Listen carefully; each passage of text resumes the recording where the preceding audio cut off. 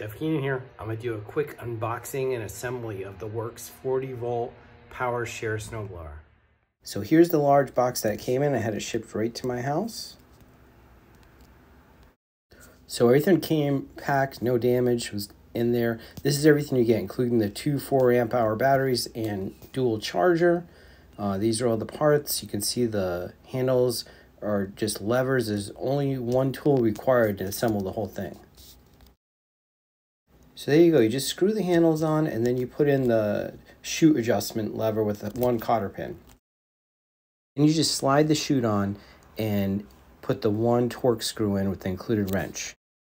So there you go. It took me about 15 minutes to assemble it. This is definitely way smaller and lighter than I thought, even though it's only about an inch narrower clearing path than my errands. Let's see how this thing does. I'll put the link below if you'd like to buy it on Amazon.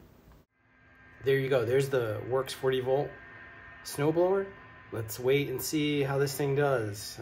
It's like 70 degrees today, so it may be a little bit. Remember to like and subscribe for more help with Wi-Fi and tech products.